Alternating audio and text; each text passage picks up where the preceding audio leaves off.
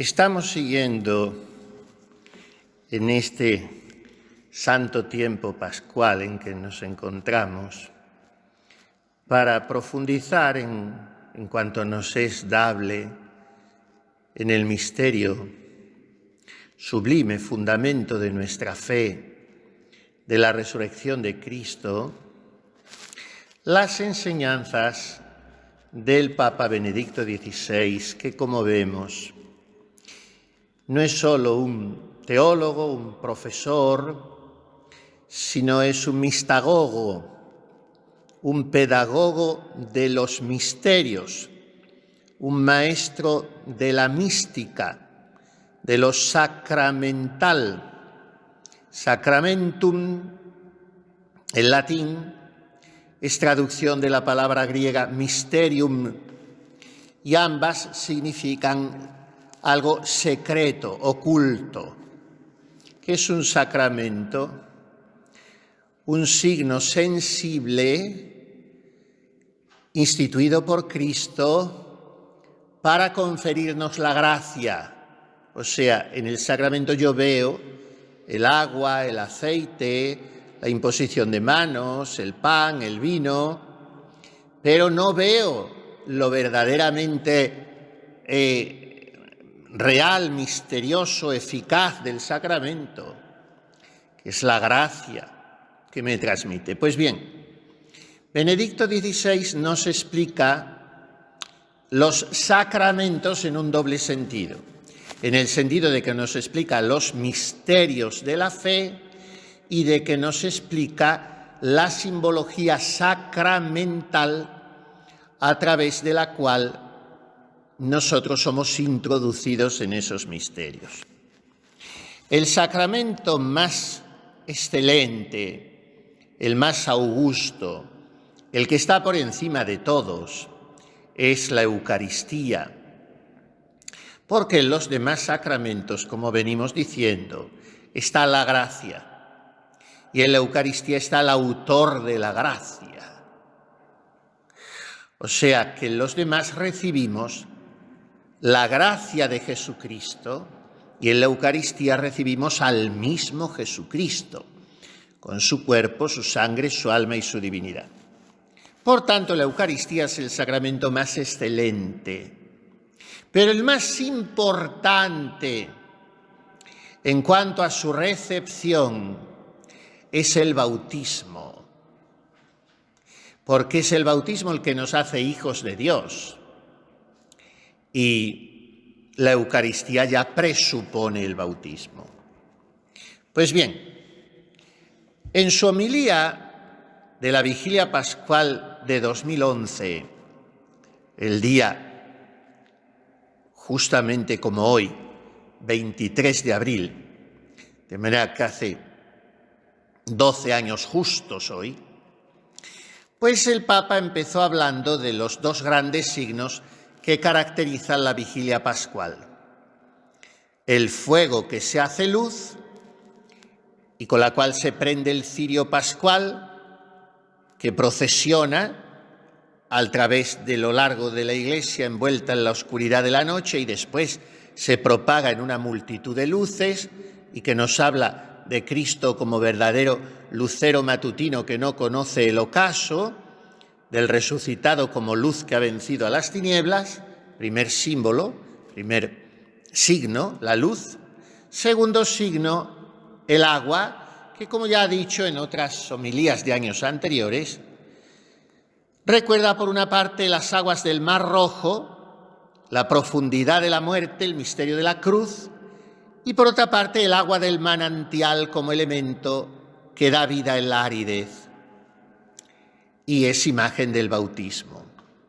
Bueno, pero como ya he hablado mucho en años anteriores de estos dos signos, el fuego y el agua, ahora en esta homilía hace una presentación distinta de otro elemento muy potente de la Vigilia Pascual. ¿Y cuál es ese elemento que distingue a esa misa de todas las demás? Pues un encuentro profundo con la Sagrada Escritura. En ninguna otra ceremonia del año hay tantas lecturas como en la vigilia pascual. Y eso que vamos a lo mínimo y recortamos. Porque siempre tenemos prisa o nos cansa rezar mucho, y esto, desgraciadamente, sucede incluso en las comunidades religiosas porque están pendientes de que la gente se va a cansar. Esto es un error necio de las monjas, que estén pendientes de la gente que va a sus iglesias. Esa gente que vaya a las parroquias, y el que no le guste que no vaya a una iglesia monástica, pero el que vaya, que entre en la liturgia de las monjas en la que tiene que entrar también el capellán, que no es el que determina él solo las cosas, sino de común acuerdo con la madre priora. Entonces, en una comunidad monástica tendría que no haber prisa nunca y acogerse a la fórmula siempre más larga. Para eso están las monjas, para rezar y para cantar mucho gregoriano y que la ceremonia dure 3 o 4 horas y hacerlo todo con toda la solemnidad y el detenimiento y el regocijo. Pero seguimos yendo a lo mínimo. Aún así, la liturgia, si está bien celebrada, desde luego no puede durar menos de 2 horas. Pero es muy poco, 2 horas. Los primeros cristianos se pasaban toda la noche. Y dice el Papa Benedicto que antes de la reforma litúrgica había 12 lecturas veterotestamentarias y 2 neotestamentarias.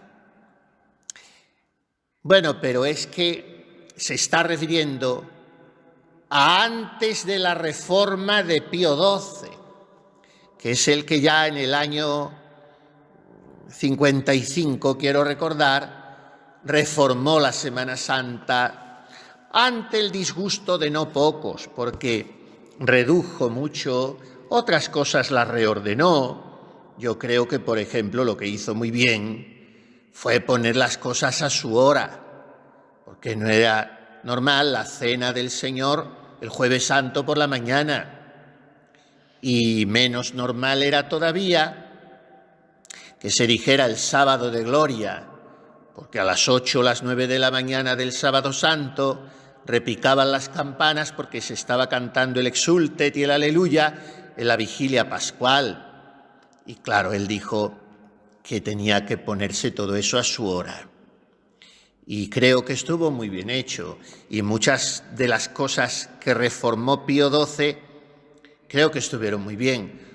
Con otras no estoy tan de acuerdo, y muchos liturgistas, amantes de la liturgia tradicional, tampoco, pero no creo que haya que ser en eso radicales ni hacer tanto problema. Porque, por ejemplo, el famosísimo cardenal Spellman de Nueva York, que era tan amigo de Pío XII, pues le pidió la dispensa de poder seguir celebrando en su catedral y en su diócesis la vigilia pascual como era antes. Y era una vigilia larguísima. Es la que se refiere Benedicto, que tenía 12 lecturas del Antiguo Testamento y 2 del Nuevo. Después de la Reforma se quedaron en 4 del Antiguo, pero 4 muy largas. Y además cantadas. Yo que estos últimos años estoy asistiendo, las lecciones cantadas en latín, la lección de la creación cantada en latín ya es muy larga. Después vienen los responsorios tan bonitos en gregoriano, en fin, todo eso alarga. Pero ahora en el Novus Ordo, la liturgia que habitualmente o mayoritariamente se celebra, aunque el Vetus Ordo desde luego no podrá desaparecer nunca, pues el Novus Ordo tiene 7 lecturas del Antiguo Testamento, pero que pueden reducirse a 3, que es lo que hacemos. O algunos, bueno, para quedarse ahí en una cosa intermedia, 4, 5, pero son raros los que hacen las 9, las 7 del Antiguo y las 2 del Nuevo, con su salmos cada una, cantados como debe ser, en fin. Pues si no se echa el resto esa noche, ¿cuándo se echa? Y dice el Papa, la Iglesia quiere llevarnos a través de una gran visión panorámica por el camino de la historia de la salvación, desde la creación, pasando por la elección y liberación de Israel, hasta el testimonio de los profetas, con el que toda esta historia se orienta cada vez más claramente hacia Jesucristo. Por eso en la liturgia tradicional no se llaman lecturas o lecciones, sino que se llaman profecías. Pero si la del Génesis, la de la creación, no es una profecía, no está tomada de ningún profeta y no anuncia nada, está narrando los 7 días de la creación. Pero es una profecía de la nueva creación, de la resurrección.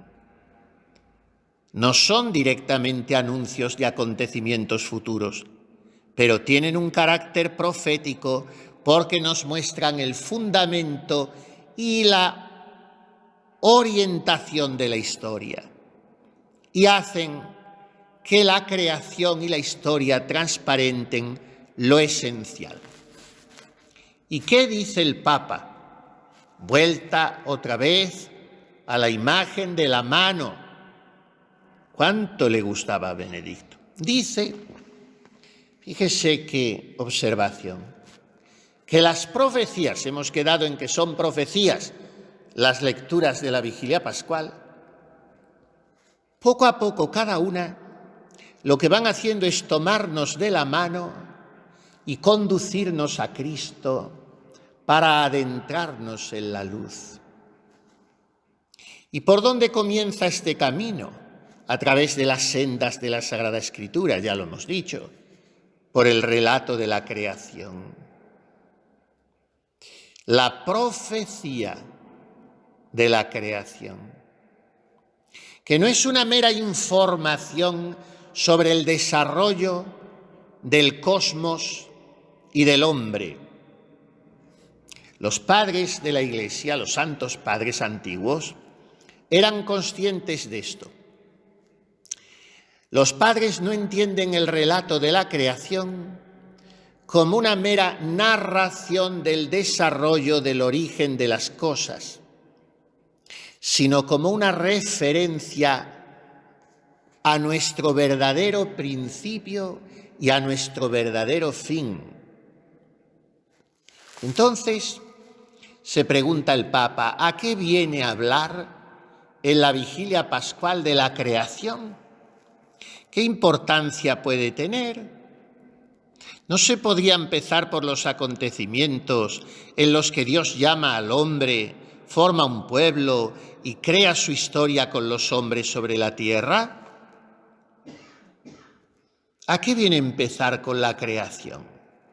Y responde, omitir en la Vigilia Pascual, o sea, cuando somos introducidos en la resurrección de Cristo, omitir el relato de la creación significaría malinterpretar la historia de Dios con el hombre, o sea, no ver su verdadera grandeza, porque esa historia que Dios ha fundado con el hombre abarca todo desde los orígenes. Hay que remontarse a la creación, pero incluso a nivel individual. Yo me miro a mí mismo, mi vocación, mi vida actual, de dónde vengo, mi familia, mi nación, mi experiencia en la Iglesia, mi camino. Bueno, pero hay que remontarse más atrás. Yo vengo del acto infinitamente amoroso del Dios creador, de cuyas manos han brotado las estrellas, manos con las cuales, amasando un poco de barro, ha formado al primer hombre, animándolo al insuflarle su aliento sobre el rostro. Y entonces Dios estaba pensando en mí. Fíjense si es importante la creación. Tengo yo ganas un día de dar un retiro, un cursillo, no sé qué, con las cuestiones largas y profundas que Santo Tomás dedica en la Suma Teológica a cada día de la creación. Quisiera sumergirme ahí algún día. Pero fíjense si es importante tener presente en nuestra vida que yo vengo de ese acto primero de amor creador de Dios, que yo empiezo así el credo. Credo in unum Dei, Patrem omnipotentem, in unum Deum, Patrem omnipotentem, factorem celi et terre, visibilium omnium et invisibilium. Creo en un solo Dios, in unum Deum, Padre omnipotente, factor, hacedor del cielo y de la tierra, de todas las cosas visibles y de todas las invisibles. O sea, todo lo visible lo ha hecho Él. Si omitimos este comienzo del credo, dice el Papa, toda la historia de la salvación queda reducida y estrecha, porque Dios es el principio de todas las cosas. Y por eso se nos muestra como creador, que nos ha regalado todo lo creado y que porque ha creado todo puede darnos vida y guiar nuestra vida. Y porque la creación pertenece a Dios, podemos confiar plenamente en Él. Y porque Él lo ha creado todo, puede darnos la vida eterna. Y porque todo lo ha hecho en vista de Cristo, todo fue creado por Él y para Él, y todo se mantiene en Él. Y para que viviendo en Cristo yo lo goce, eso tiene que suscitar en mí sentimientos de alegría, de gratitud y de responsabilidad por la creación también. Pero ese mensaje central del relato de la creación se puede precisar todavía más y va dando pasos de profundidad. Benedicto XVI dice que al comienzo de su Evangelio, San Juan sintetiza el relato de la creación con una sola frase, la primera del Evangelio de San Juan. In principio erat verbum. En el principio existía el verbo. Fíjense, cuando escuchamos el relato de la creación tenemos un peligro, que como lo sabemos de memoria o creemos saberlo, ahora vienen las aguas, ahora vienen los animales, ahora vienen las plantas, ahora viene el sol, pues desconectamos un poco. Esperamos que aquello acabe ya porque nos lo sabemos. Y pasamos por alto una anáfora, se dice en griego, cuando se introducen varios párrafos o expresiones con la misma frase. Eso es algo anafórico, repetición. Y hay una anáfora, una introducción litánica, repetitiva en el relato de la creación. Y es que cuando va a crear algo en alguno de los 7 días, dice el autor sagrado, dijo Dios, dijo Dios. Bueno, ¿qué necesidad tenía de decir si se trataba de hacer? Pero antes de hacer, resuena su palabra. Por eso es muy importante esto. Dijo Dios.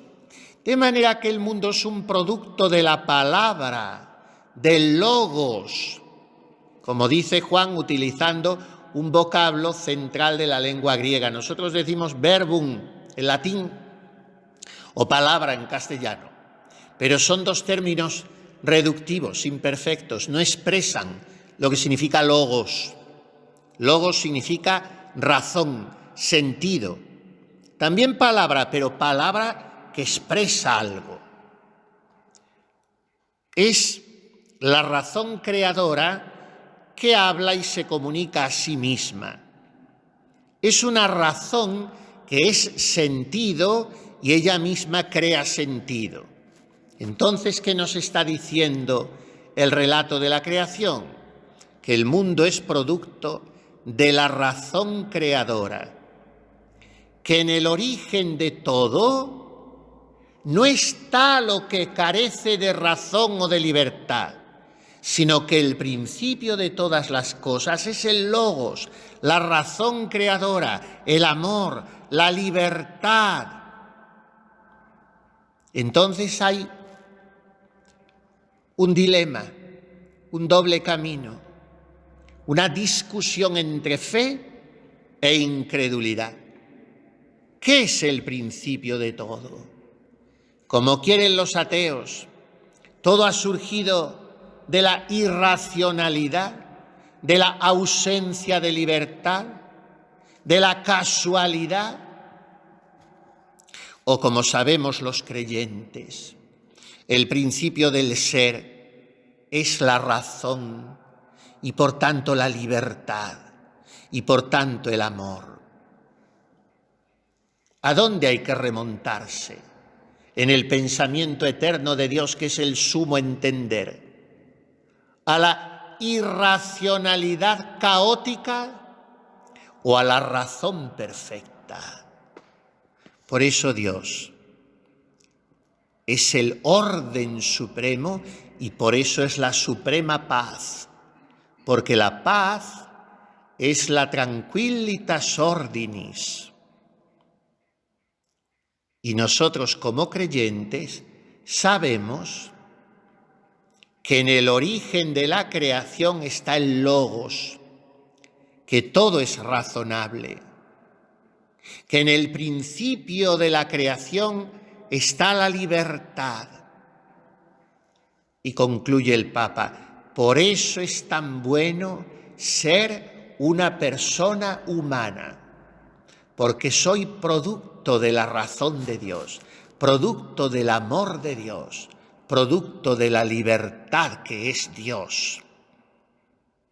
No es que en el universo en expansión, en un pequeño ángulo cualquiera del cosmos, se formara por casualidad una especie de ser viviente capaz de razonar y de tratar de encontrar en la creación una razón. Si el hombre fuese solamente un producto casual de la evolución en algún lugar al margen del universo, su vida estaría privada de sentido. O sería incluso una molestia de la naturaleza. Pero no es así. La razón, con mayúsculas, estaba en el principio. La razón creadora, divina.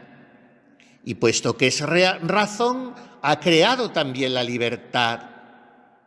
Y como de la libertad se puede hacer un uso inadecuado, existe también aquello que es contrario a la creación.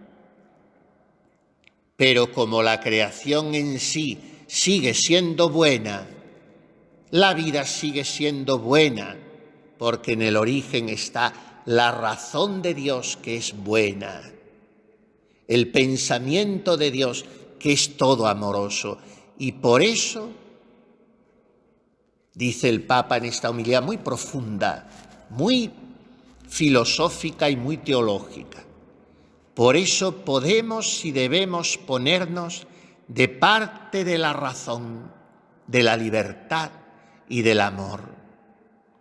De parte de Dios que nos ama tanto, que ha sufrido por nosotros, para que de su muerte surgiera una vida nueva, definitiva y saludable.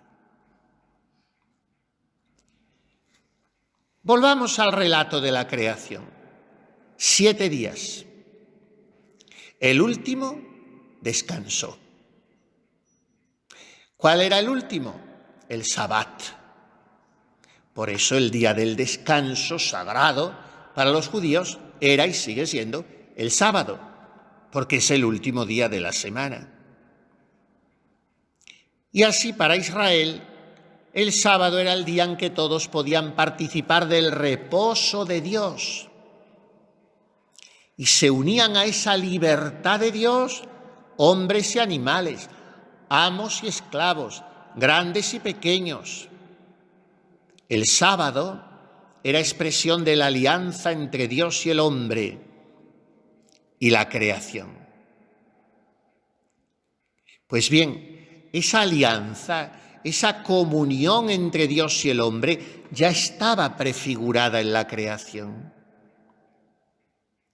O sea, el relato del Génesis nos presenta a Dios que ha hecho el mundo para que exista un lugar donde Él pueda comunicar su amor y desde el cual la respuesta de amor regrese a Él.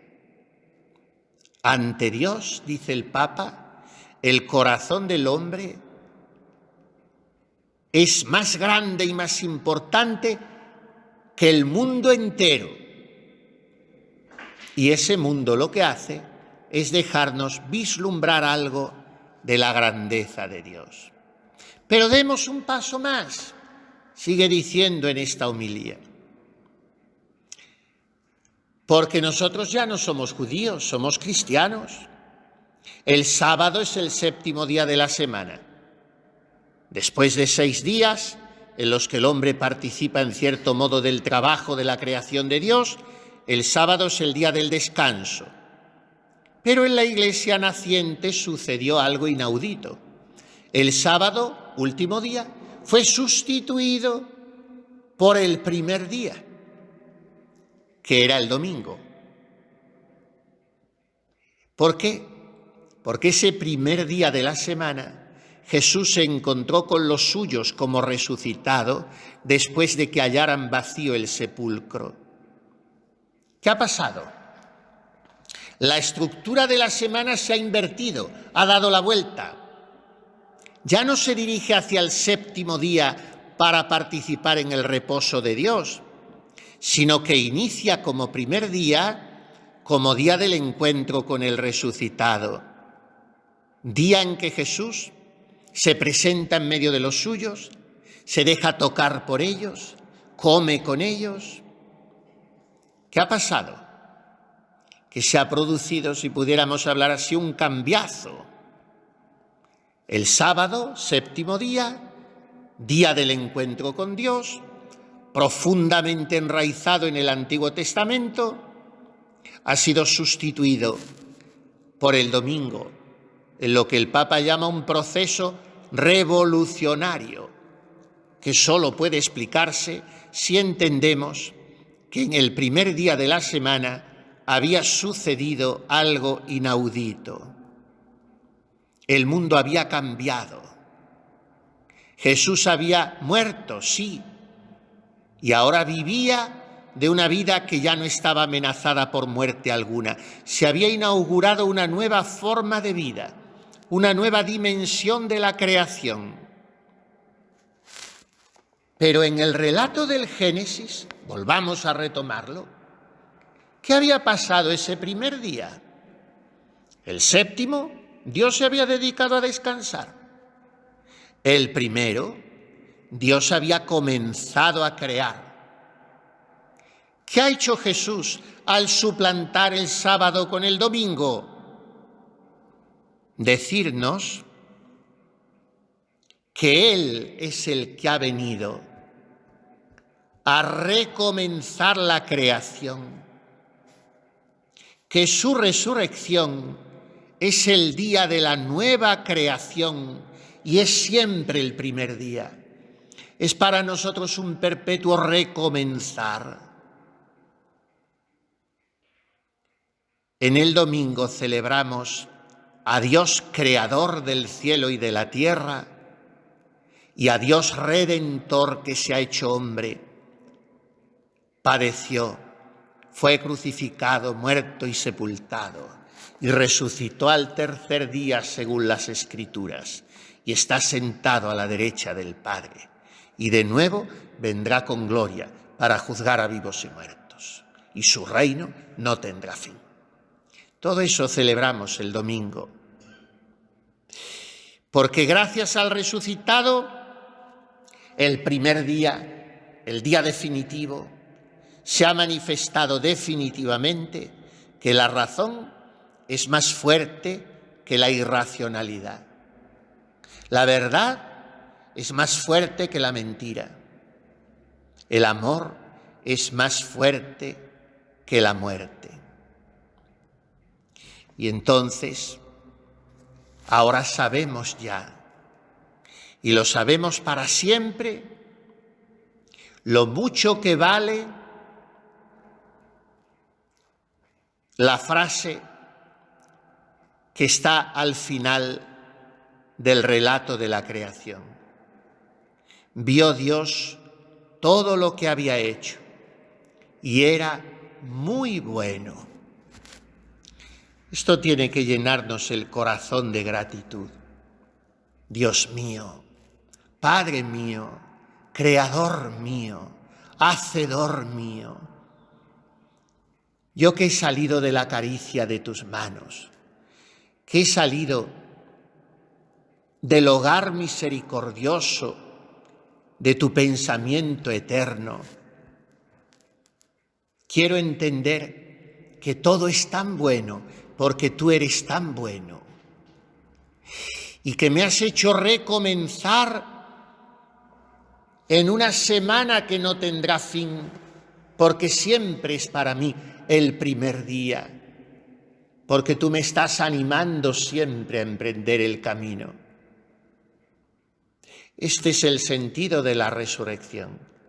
Este es el sentido del Logos, de la palabra que se hizo carne y habitó entre nosotros, para padecer y morir por nosotros y para resucitar por nosotros, para que nosotros resucitemos con Él. De entre todo lo creado, lo más bueno, lo más hermoso, lo más puro, lo más santo, lo más parecido a Dios, tiene rostro de mujer. Se llama María Inmaculada. Y vio Dios que todo lo que había hecho era bueno. Ya había hecho a María en su mente. Por eso María es la Inmaculada Concepción, porque Dios la había concebido antes de formar los mares y los océanos, dicen los libros santos. Pues que miremos a María y viéndola a ella toda pulcra, sin mancha, tan buena, entendamos, al meditar en la resurrección de Cristo, que todo lo que ha hecho mi Padre Dios por mí y para mí es bueno.